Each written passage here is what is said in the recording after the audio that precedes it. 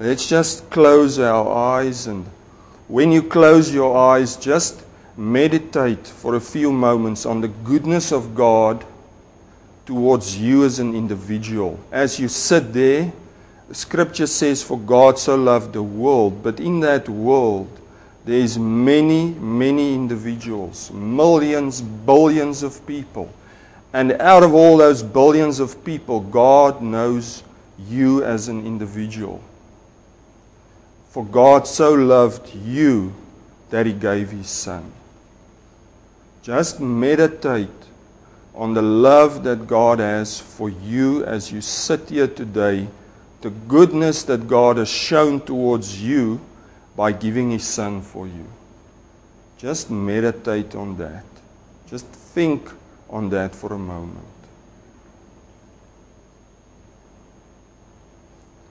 And we say, thank you, Lord, that you love me. That you love me. That you gave your Son for me. Lord, and if you gave your Son for me, what is there that you will not give to me? You desire the best for me. Lord, I accept your goodness, your love for me. Thank you, Jesus. If I ask you for a bread, why will you give me a stone? If I ask you for a fish, why will you give me a snake? You are good to me. I trust in you, Lord, for I know that your character is good. Thank you, Jesus. Thank you, Jesus.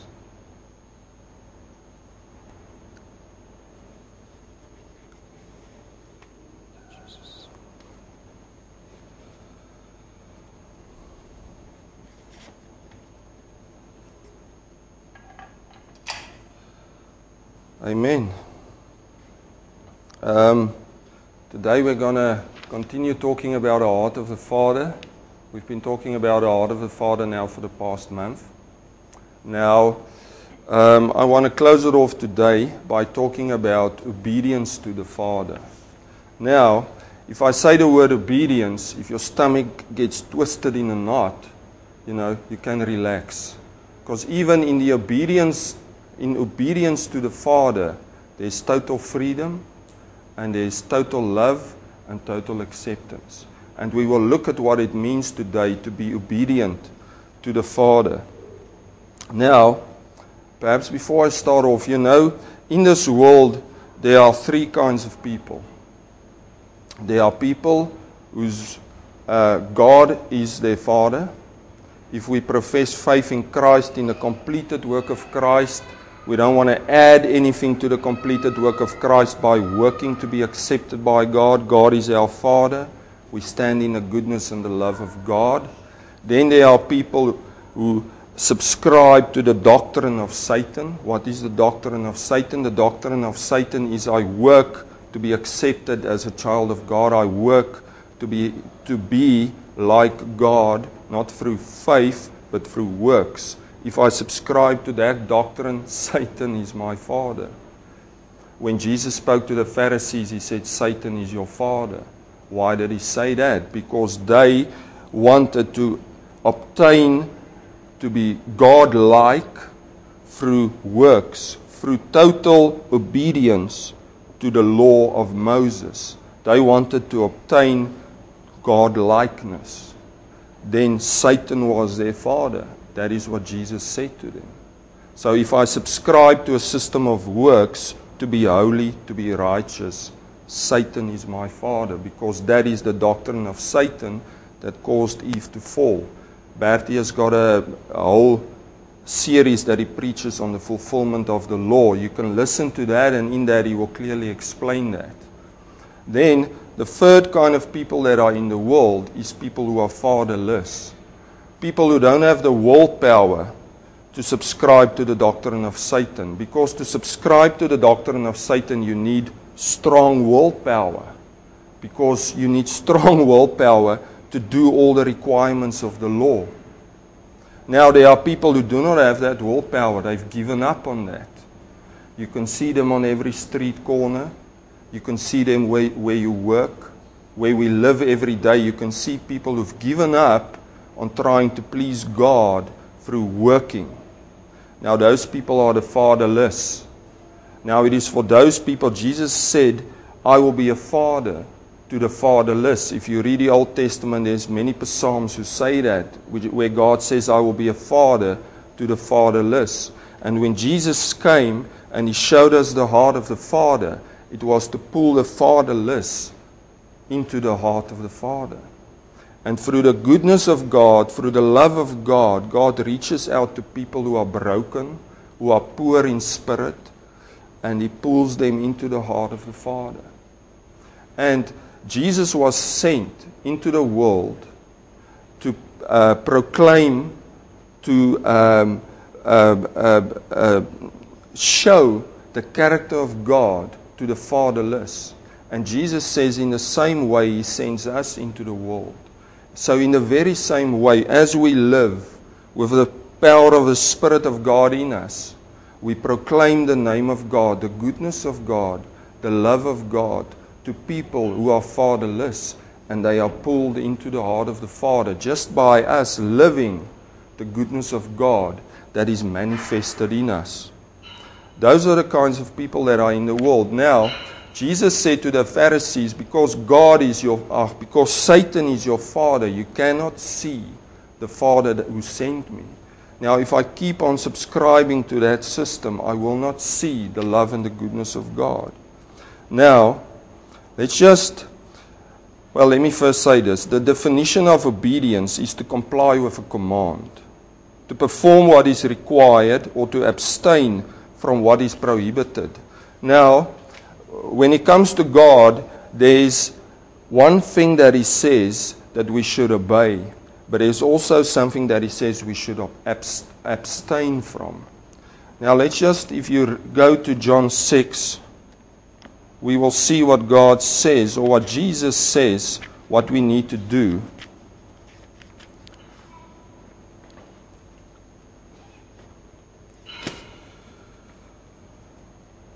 John 6. But before I read that, I need to ask you, as I stand here today, am I obedient to God or not? As you sit there today, are you obedient to God or not? Hallelujah, brother, you are. You are obedient to God. Why? We will see that now. But am I 100% obedient to God as I stand here today, or am I 80% obedient or 60% obedient to God? I am 100% obedient to God as I stand here today. Will that change tomorrow? It will not change tomorrow. Why will it not change? Because Romans 5 says that the obedience of Christ is seen as my obedience. Jesus was 100% obedient to the Father. That in faith, I take that obedience for myself, and it is seen as my obedience. You can read Romans 5. I'm not going to read that now, but that is what Romans 5 says. So, I am 100% obedient to the Father because the obedience of Jesus is seen as my obedience. That will not change tomorrow. That will not change next week. No matter what I do, the obedience of Jesus is seen as my obedience. Now, how do I please God? How do I please the Father? I please the Father by abiding in Jesus. Because the Father is perfectly pleased with Christ, His only Son, with the work that Christ has done. He's perfectly pleased with that. Why? Because Jesus was the only one, through what He did, that perfectly pleased the Father. Jesus came into a system of law. He fulfilled all the requirements of that law. Through the fulfillment of that law, that law was taken away, Scripture says Jesus is the end of the law unto righteousness for those who believe. If I believe in Jesus, the law is no more a requirement for me to be righteous in the sight of God. So Jesus perfectly pleased the Father. John 15, Jesus says, abide in me. If I abide in Jesus, in the works that He did, to abide means to rest, to dwell, to take my stand in a permanent residence. I dwell in the work of Christ. When I dwell in the work of Christ, I please the Father. Do I please the Father by getting up early in the morning and praying 3 hours? By reading Romans in 1 hour? Do I please the Father if I think that I understand everything that's in this book? Do I please the Father if I testify to 5 people in a day? That does not please the Father, because my best works is like filthy rags to God. What pleases the Father is if I abide in the finished work of Christ. Now that is obedience to the Father.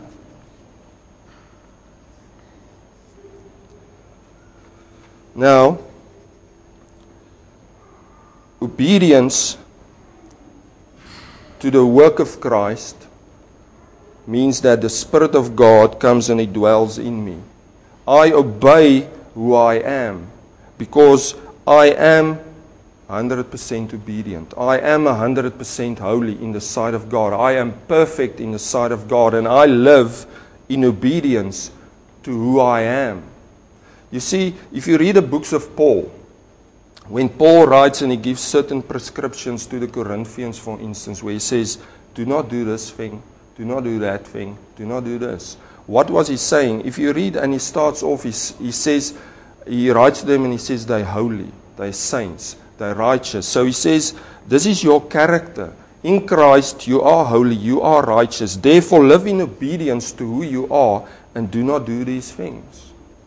So it is not, do not do these things, then you will be seen as being obedient to God. No, it's the wrong way around, if I see it that way.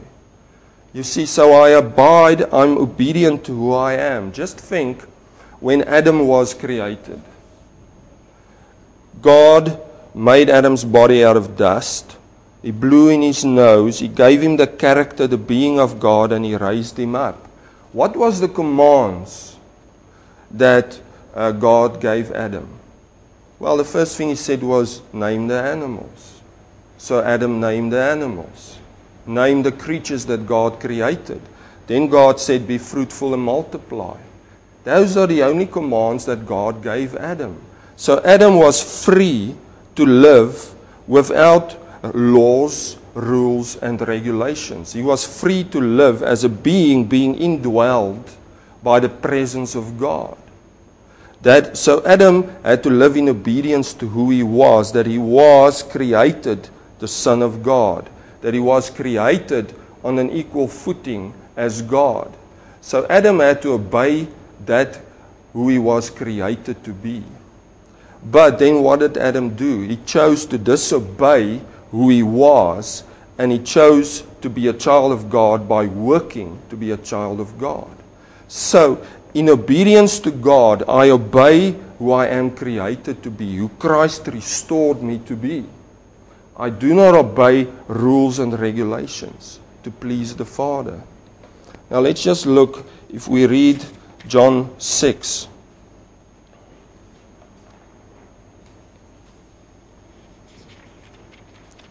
John 6.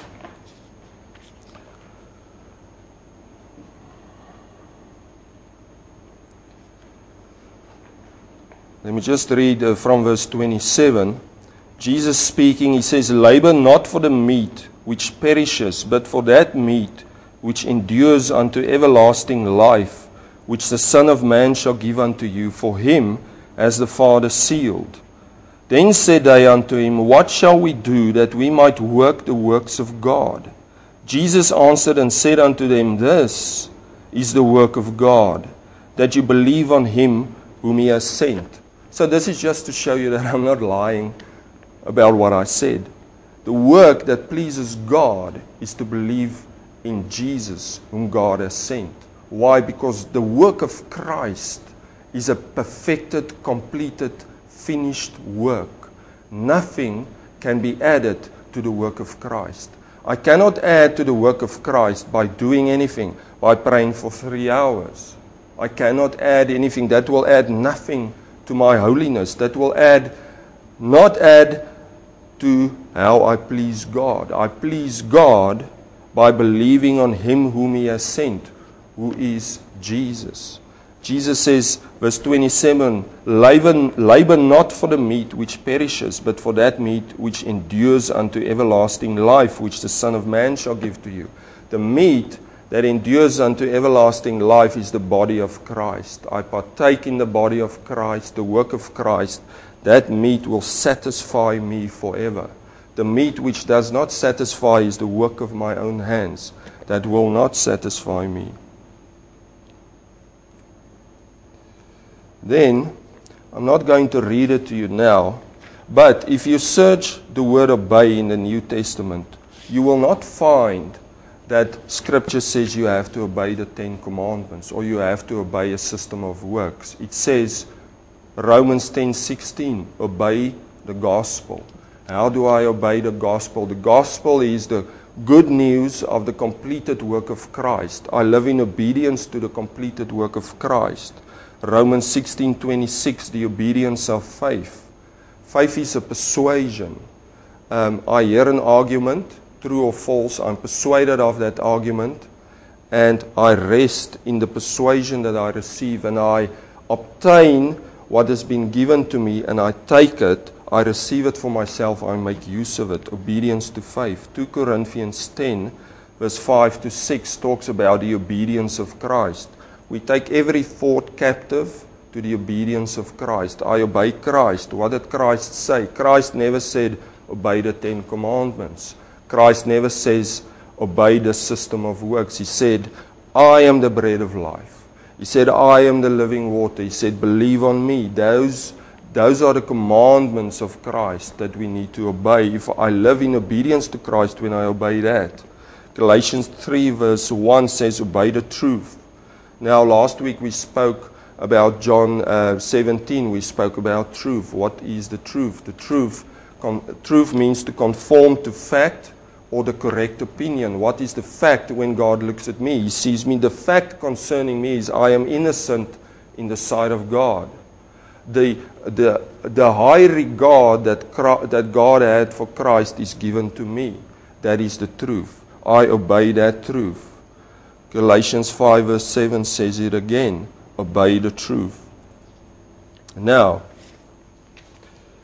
so, if obedience is to perform what is required, and what is required of us is to believe in Christ, what is to abstain from what is prohibited?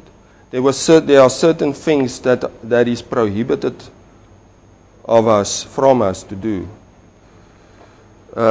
2 Thessalonians 1 verse 8.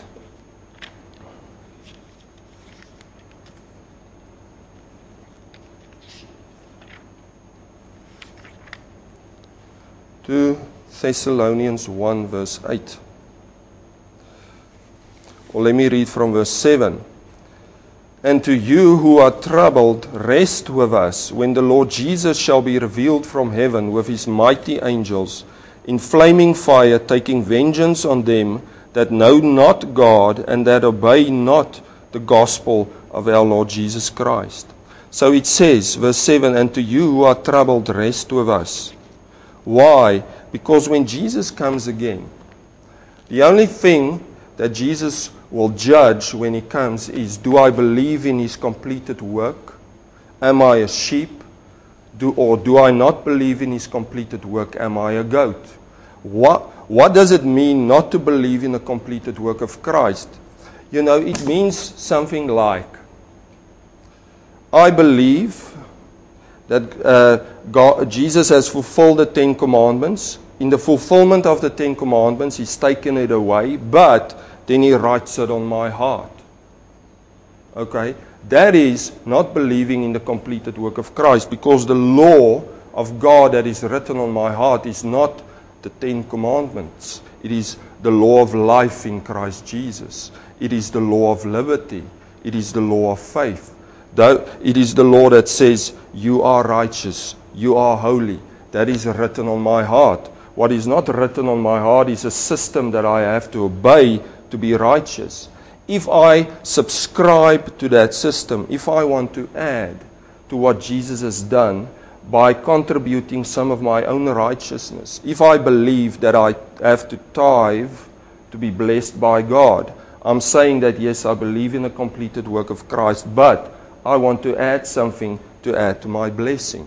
No, I'm a sheep by saying that in the completed work of Christ, I am already blessed. So you see, anything that I want to add to the completed work of Christ means I do not obey the gospel.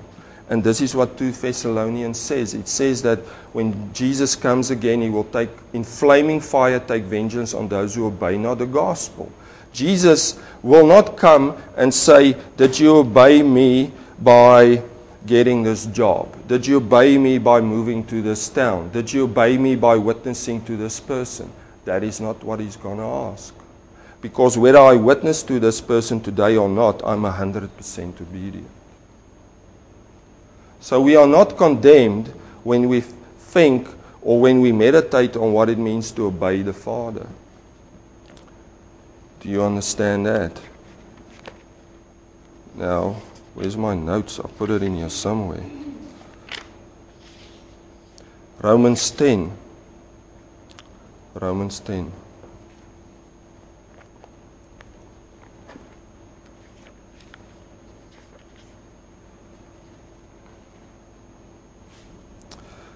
Romans 10, verse 1. Brethren, my heart's desire and prayer to God for Israel is that they might be saved.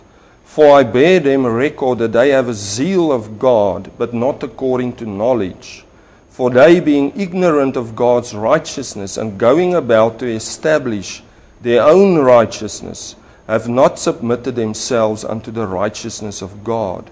For Christ is the end of the law, for righteousness to everyone that believes. So, Paul talking about Israel, but let's just think about what it means right now. Verse 2 says, for I bear them record that they have a zeal for God, but not according to knowledge. How many people do we know that have a zeal for God? A fervent ardor, a fervent desire to please God. But that zeal, that desire to please God is not according to knowledge. What knowledge is he talking about? He's talking about the knowledge of the completed work of Christ and what that means as pertaining to me. That is the knowledge that Paul is talking about. So there is a zeal for God that is separate from the completed work of Christ. That zeal for God is what the Pharisees had. What they still have today is a zeal to work the works of the law. If you are in that, it is a zeal not according to knowledge of the completed work of Christ. For they, being ignorant of God's righteousness. What is God's righteousness? God's righteousness that was manifested to us is the work of Christ. So they are ignorant of the righteousness that Jesus established and gave for free to man. They are going about to establish their own righteousness. So, here are people with a fervent zeal for God, Christians in the church today. They are going about trying to establish their own righteousness by obeying New Testament laws and regulations. That is what we have today. Now, that is disobedience to the Father, and we will not abide in that. And it says they have not submitted themselves unto the righteousness of God. To submit myself unto the righteousness of God means I find rest and I find peace over here in the completed work of Christ. I submit myself to the righteousness of God that was worked for me in Christ. I rest in that. That is the rest that Hebrews 4 speaks about. I will never find rest if I have a zeal for God that is not according to knowledge. Because I will forever feel that I'm not pleasing the Father, I'm coming short in some form. But if I abide, I rest in the completed work of Christ, I will find perfect rest. Hebrews 10. Hebrews 10.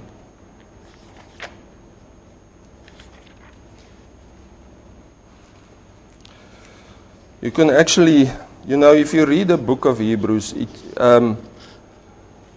talks about the perfection of the sacrifice of Christ, where we come into the presence of the Father without a consciousness of sin, but a consciousness of the work that Christ has done. Now, just to confirm what we've been saying, Hebrews 10 verse 6.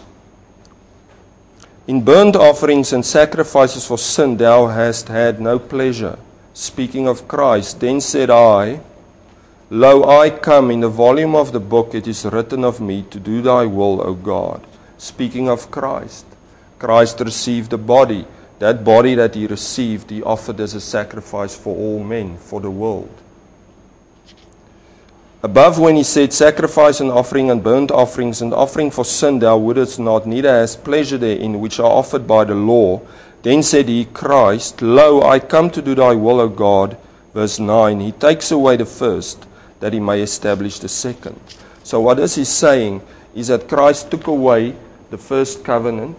How did he take it away? By fulfilling it, by offering his body. He took away all the requirements of the law, the first covenant, so that he can establish the second covenant, which is the law of life in Christ Jesus, which is the law of liberty, which is the law of faith. The new covenant, that is a covenant. If you read Scripture, God says in the first covenant, I could not regard man.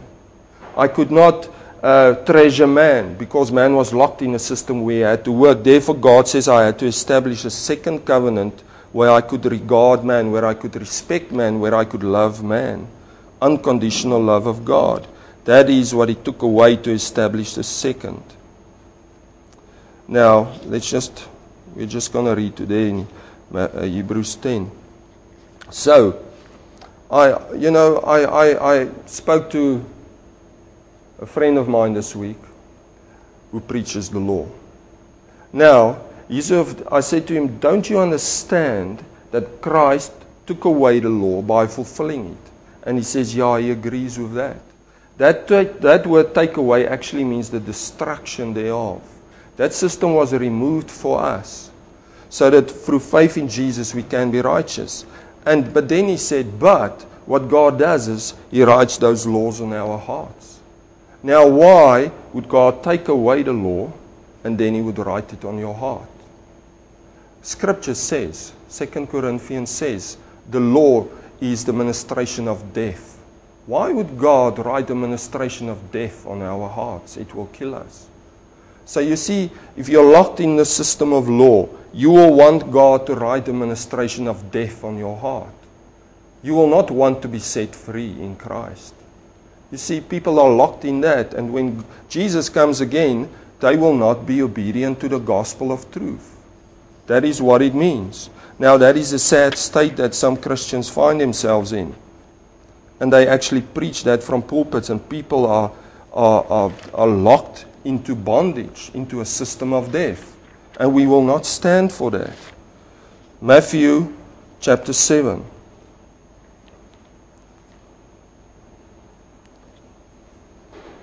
Matthew chapter 7, verse 21.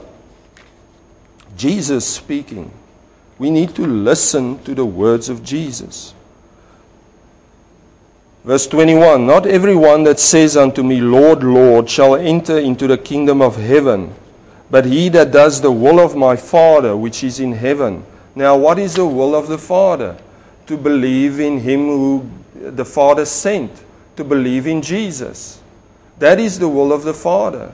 Not to be obedient to some church law, some church regulation. That is not the will of the Father. Verse 22, many will say to me in that day, Lord, Lord, have we not prophesied in thy name? Prophesy means to preach. So people will come to him, they will say, Lord, but we preached in the name of Jesus. And in thy name have cast out devils, and in thy name done many wonderful works. And then will I profess unto them, I never knew you. Depart from me, you that work iniquity. You see, signs and wonders and preaching in the name of Christ, casting out devils, healing the sick, is not the proof that you are doing the will of the Father. What is iniquity? Iniquity is to abide in a system of works. That is iniquity. So these people came to Jesus. They said, but Lord, we did all these things in your name. And he said, go away from me, you workers of iniquity. You were abiding in a system of works to be pleasing to God. I know you not. No, the will of the Father is not to abide in iniquity, to abide in the completed work of Christ, to rest in that. I do not find my being in what I do for God. I find my being in what Christ has done for me. I appropriate that for me. If obedience means to abstain from what is prohibited is iniquity, to work to be accepted, to work to be righteous, to work to prove that I am the anointed of God, that I am the blessed of God. That is the trap that Adam fell into, and we are not falling into that. 2 Peter 2 verse 20. Now, we need to hear these scriptures. There are people out there who need to hear these scriptures, but they have been blinded by wine. The Old Testament talks about wine, which is people being intoxicated with their own labors for God, with their own works for God. They intoxicated, they blinded, they cannot see what Christ has done. But people need to see this. 2 Peter 2 verse 20. For if after they have escaped the pollutions of the world through the knowledge of the Lord and Savior Jesus Christ, they are again entangled therein and overcome, the latter end is worse with them than the beginning. For it had been better for them not to have known the way of righteousness than, after they have known it, to turn from the holy commandment delivered unto them. But it is happened unto them according to the true proverb, the dog is turned to his own vomit again, and the sow that was washed to her wallowing in the mire. Now, if I abide in the work of Christ, this should not condemn me. This is not a condemnation scripture for us who abide in the work of Christ. Let's just explain that. For if after they have escaped the pollutions of the world through the knowledge of the Lord and Savior Jesus Christ. So, I come to the knowledge of the work that Christ has done. And I start resting in that and abiding in that. If I do that, I escape the pollutions of the world. You can read Colossians 2:20, where it clearly says the world is a system of rules and regulations. It is a system of will worship, whereby through my will, I decide I'm going to worship God. That is what the world is. So, I have escaped that through the knowledge of Jesus, the work of Christ. But then, I am again entangled in the system of works. I move back into it. And I'm overcome by working to be pleasing to God. Then the end that I will get to is worse than what I had in the beginning. Because in the beginning I was maybe fatherless. I came to the knowledge of Christ. I started resting and abiding in Christ. But someone preached to me a system of works. And I got persuaded of that. And I moved into a system of works. The end that I will get to is worse than what I had in the beginning, because I will continually never have peace, never have rest, never feel that I'm pleasing to the Father. When Jesus comes in flaming fire, He will take vengeance on me because I do not obey the gospel. You see, this is what is prohibited of what is prohibited to me. Verse 21, for it had been better for them not to have known the way of righteousness than after they have known it, to turn from the holy commandment delivered unto them. What is the holy commandment that was delivered to us? Believe in Jesus. I turn my back on that when I start working to be holy. But it is happened unto them according to the true proverb, the dog is turned to his own vomit again, and the sow that was washed to her wallowing in the mire. So, if I come back into the system of works, if I want the 10 commandments written on my heart, I am a dog returning to its vomit. That is what Scripture is saying. And we do not do that. Do you feel condemned by this? that I preach it in a condemning way? Do you feel set free by this now? Yeah, but there are people who are condemned by the Scripture because they are abiding in this system.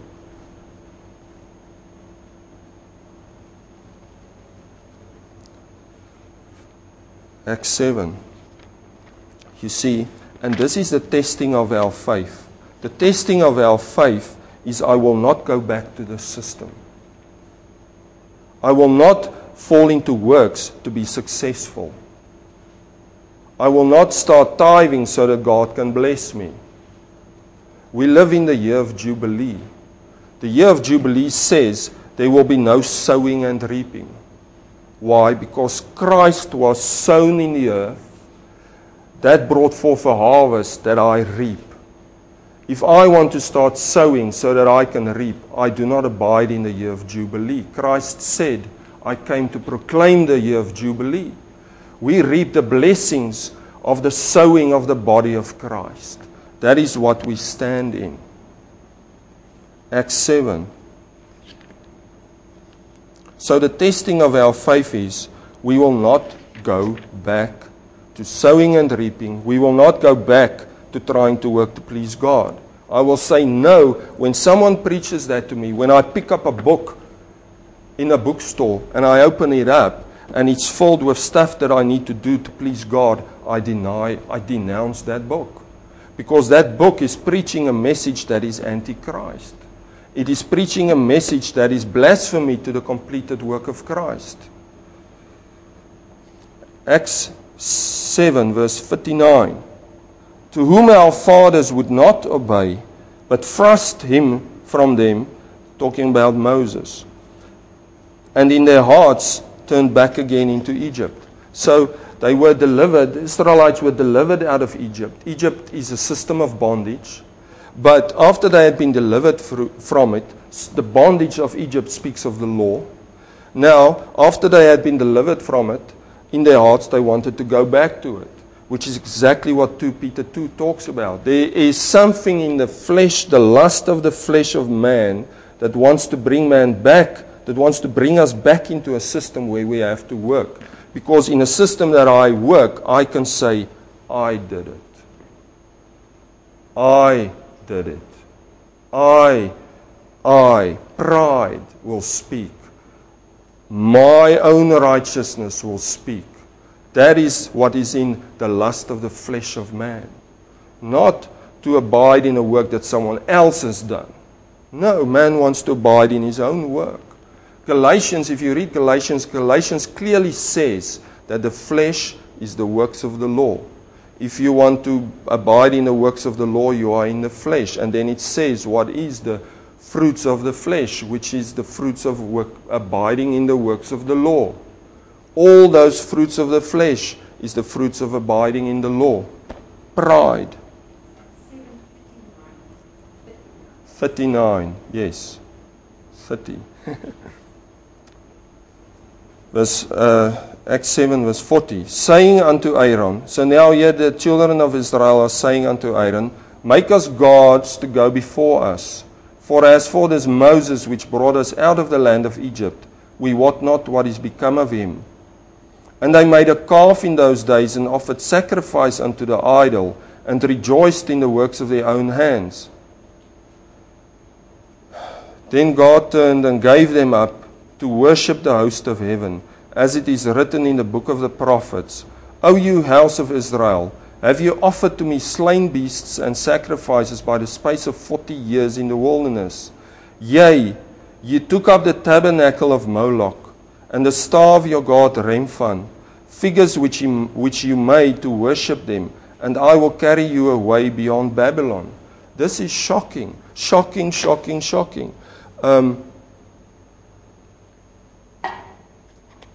Just listen to what he's saying. They were set free from a system of slavery. Now they wanted to go back to it. What did they say? Verse 41.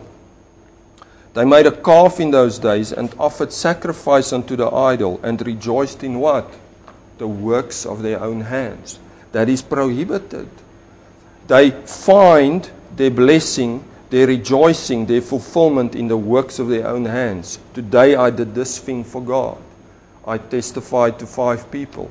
I read 10 chapters in this book. I'm rejoicing in the works of my own hands. Now, verse 43. Yea, you took up the tabernacle of Moloch. Now, Moloch is also Molech. That word means king. Now, just listen to this now. Listen to me carefully now. Moloch is the god of Ammon. Okay? Ammon is the son born from incest between Lot and his daughter. Okay? Are you hearing me? So, incest took place. Lot's daughter fell pregnant. Through her own father, Ammon was born. So, that is a perverted father figure. Okay? That father figure that Lot was perverted. Okay? Now, a system of works perverts the father heart of God. Now, what does that perversion give rise to? It gives rise to Molech. Molech was a god who required human sacrifice. If I abide in a system of works, the father heart of God, the pure, good, holy heart of God towards man is perverted in that system. And it becomes a perversion to the extent that it says that I have to sacrifice to be pleasing to God. It is a system of human sacrifice. You know, they say that image of that idol, it was made of brass, it had a head of an ox, and its arms was outstretched like that.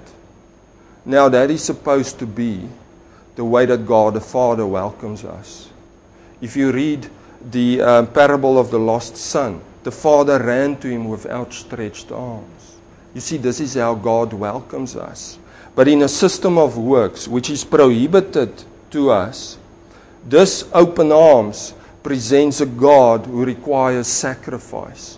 Now, what did they do? They offered babies to this God. They burned babies to this idol.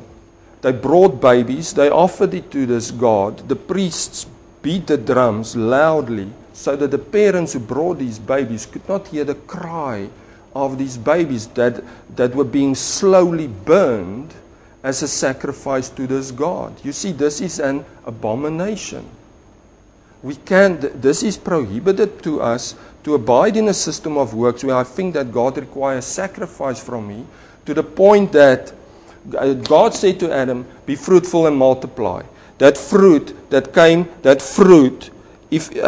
the Spirit indwells us, I will effortlessly bear fruit. Because the fruit of God will flow through me. That is the fruit of the Spirit.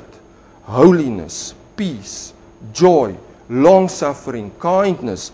Effortlessly it will flow through me into good works. Good works will effortlessly flow through me. Why? Because the being of God that is alive within me will work those works. But in a system of law, where I need to work, where I think the fruit of the Spirit I need to bring forth through my willpower, through my labors, the fruit that comes out of that is fruit that is perverted. Something that is my inheritance to live a fruitful life for God, that something is offered as a sacrifice unto an idol. Does that make sense? Not make sense. You see, and that is the shocking thing that is prohibited to us. I cannot try to bear fruit in a system where an idol that is a perverted father figure accepts those sacrifices and it is burned. I cannot abide in a system like that. Now, this is not to condemn you. If I see this, I rejoice in the work that Christ has done. But what it also brings up in me is a passion so that people can hear this. Because people are caught in the system and they need to be set free from it. So the obedience to the Father is to abstain from that. Now, I'm just, a couple of weeks ago, we read Ezekiel 16, where there's a picture of a man lying in his own blood, which is a direct line to the parable of the Good Samaritan. Man lying in his own blood, no one to save him. God comes and He rescues us. He picks us up and He says to us, live. He raises us up. He restores us to where we needed to be. But if you read Ezekiel 16, it goes on. There's a second part to that. It says, God says, I gave you my beauty. I adorned you with jewels, with the best clothes. I anointed you with oil. You were so beautiful. He says, but then what did you do? It says, you took your clothes that I gave you and you put it on the idols that you made with your own hands on the high places. Now, what is that saying? It says, you played the harlot to many people, to many nations. To play the harlot, if you read Romans 7, it says that to play the harlot is I'm married to Christ, but then I want to do the works of the law. If I do that, I'm a harlot. If I take the clothes that God put on us is the righteousness that He cloaks us with. I am righteous, I am holy. If I take my righteousness and I put it on an idol, I'm saying that I become holy by what I do, by the works of my hands. So if you read Ezekiel 16, that is the sin that man falls into, which is exactly what we've been speaking about now. It's just a further confirmation. So the warning to us is not to do that, not to find my righteousness in my success, not to find my righteousness in what I do right. I find my righteousness in what Christ has done for me. If I pray for healing and I do not receive it, I do not say that I do not have enough faith. I'm not the righteousness of God. I do not understand the grace of God because I have not received this healing. That mindset is a mindset of works. You see, it is me taking off my righteousness and putting it on an idol. You see, if I pray for something and I do not receive it, that means nothing. It means nothing. I cannot condemn myself. I cannot say that I do not understand the grace of God. I cannot say I do not have enough faith. Does God really love me? Why am I not getting this thing? I do not do that. Do you understand? I keep on standing in the completed work of Christ. No matter what happens to me, no matter what I get or do not get or receive or do not receive, I abide in resting in the work of Christ. And I find my being in Jesus. So, the heart of the Father towards me saying, obey me, is to obey what Christ has done. That is obedience. Not obedience to tasks.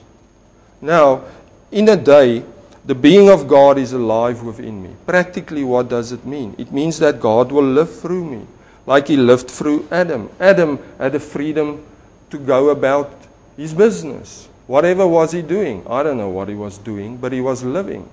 And God was living in him. So, in obedience to God, he was just living in freedom.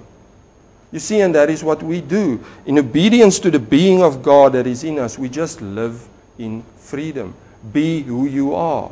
Be what you like to do. Just be who you were created to be. Just be in freedom. It is the heart of the Father. In obedience to Him, we are set free into the law of liberty to be who He created us to be. You understand that? Let's just pray.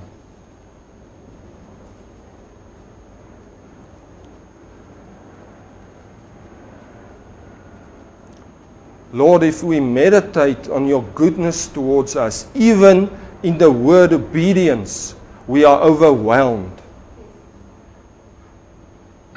We are overwhelmed. Thank you that in obedience to God the Father, we are set free to be.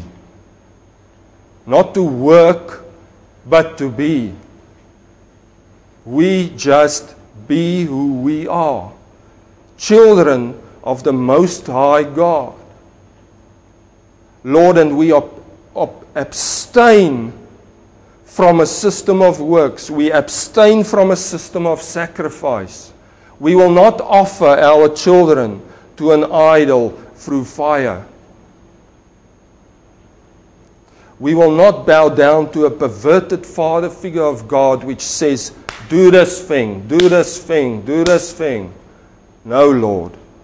We obey the truth of who we are in Christ. We obey the gospel. We obey the work of Christ. We abide in the work of Christ. We rest in the work of Christ. We dwell in the work of Christ. We are obedient to God. We have nothing to fear from God. Because I am 100% obedient today, tomorrow, next year, 10 years from now, no matter what happens to me. I abide in the work of Christ. I am 100% obedient. I am disobedient if I want to work to please God. If I want to have the 10 commandments written on my heart, I am disobedient to God. Lord, and we pray for those people out there who are blinded by the law. Those people who Satan is their father.